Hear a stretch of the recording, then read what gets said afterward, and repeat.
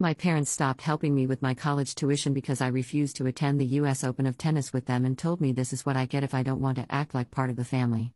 Posted by you/throwraturbulenticon. As the title says, my parents told me that they weren't going to split tuition anymore following an argument we recently had, and the argument involved something dating back years. We're a big sports family, NBA, NFL, MLB, and my younger brothers play sports too, both played baseball in high school, but dabbled in others.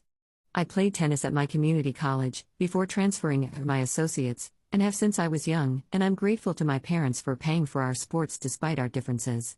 I still live with them, and I pay rent.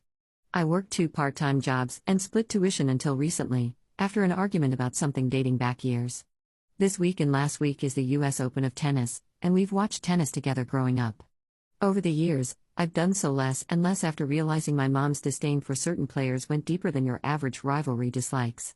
For example, my mom despises Serena Williams, and she felt that way since I was young. Whenever she plays, she roots against her. And when I'd ask why, she'd point to her outbursts against Naomi Osaka and Kim Clijsters, saying she has no class and was a bad role model for black athletes.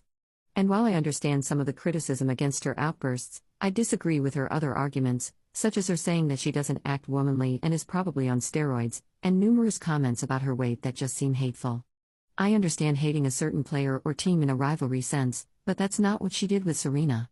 She personally prefers Venus or Coco Gauff and Madison Keys in recent years. But she's had similar opinions about other athletes not in tennis, which seem to form a pattern. During the 2020 Summer Olympics, she said she disagreed with people who commended Simone Biles for her choice to withdraw from an event due to having twisties, which could have endangered her health. She called her withdrawal weak, and that commending it was harmful to teach other girls to quit and use mental health as an excuse to do so. She said that mental health was thrown around too much as an excuse to get out of facing challenges, and that's just one of her many takes I disagree with. She's had other opinions, including some about the 2024 Olympic boxing match where Carini withdrew from her match. I refuse to talk politics with her too. The reason my parents decided to stop splitting tuition was because of an argument that happened last week.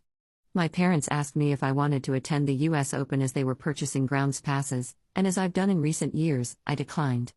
That led to them asking why I don't do as much with the family anymore, like watching sports or going to sporting events or eating in my room if they are, and they've often harped on me for not acting like part of the family, as I've stopped watching things with them over the years. I decided to speak my mind instead of coming up with an excuse and told them that I was tired of watching sports together because it had become annoying. I hate how mom says certain athletes are good or bad role models for black people, while bringing her political bias into it. She hasn't liked LeBron since he spoke at a Hillary Clinton campaign stop years ago, and it took the joy out of watching sports together years ago. They temporarily stopped watching basketball in the Disney bubble when the NBA put BLM on the courts in 2020. I don't want to be around her constant hate attacks while watching a game. So because I didn't want to act like part of the family, they said that this upcoming semester would be the last that they split tuition. It's already paid, so I'm on my own going forward. I believe I can find more work/hours to cover next semester myself, but I wanted to ask if it would be better to take a break after this semester to try and move out and return to school later. I think it'd be less stressful, but I could use other opinions because I'm near the end of my rope with them, and they've held firm on their position since I refused to go to the Open. Top/relevant comments. Commenter. The break can turn into years, life gets in the way. I would try to finish school. Maybe talk to counselors and the financial aid office. Good luck, Op, it's not fair what your parents are doing. On top of that, they're trying to silence your opinions. Good luck, Op. Op's response. The break in life getting too crazy to come back to school is what I'm afraid of, but I'm also debating the potential of being able to study better under less stress at home if I move out and come back later. I'll definitely speak to someone at the financial aid office to see if they can help, though. Thanks for the idea. Update 11 days later. Almost all of the advice I received was to stay in school, and I'd love nothing more. A break can turn into years quickly, from what I've heard, and some have suggested using this semester, that's already paid for, as a time to find bearings for the next semester. I took advantage of my school's free counseling offerings and booked a session with a counselor to discuss my options. We discussed financial aid, payment plans, and campus jobs, in addition to finding a full-time job off campus. I have 2 part-time jobs, but hours are inconsistent, and they don't pay great. Even if I take fewer classes per semester, I believe staying in school would be the best option, and I have another session with my counselor coming up where she said we can talk more about it. I also told her about the situation that led to my parents changing their mind on tuition, and saying what I felt out loud helped me find some additional realization. According to my counselor, I internalized a lot of it because my parents weren't receptive. So talking to her was therapeutic in a way. With my family always being a big sports family, hosting Super Bowl parties, going to many games, siblings and I playing sports was the thing we bonded over for all of my life. Heck, it was a foregone conclusion that we skipped church on Super Bowl Sunday to prepare for guests, and on Championship Sunday for the gentlemen's finals at Wimbledon in the morning. But somewhere along the way, it became less fun to watch sports with them due to the things I mentioned in my previous post. Mom, more so than Dad, but he has his moments and agrees with her stances, began infusing her political beliefs into sports and other areas, and it tainted the very thing our family bonded over. Sports is often an escape from work and stress, something that people on both sides of the political aisle can come together over and cheer for the same team at a stadium or party. Ignorant bliss plays a role in that, of course. But, as humans, I believe it's important to come together to find community, and sports is one of the most common ways to do so despite our differences. But when those differences caused my parents to decide to walk back their agreement to split tuition, it hurt because it felt like I was being punished for my different opinion. I love sports because it brings people together in a world where it's so hard to do so genuinely. At one of my retail jobs, our managers have huddles with team members with cheesy slogans, monthly themes, and team building activities that coworkers laugh at once the huddle ends, and criticize for being fake enthusiasm. But sports unifies people like nothing else. I'm sad that watching sports became tainted over the years at home.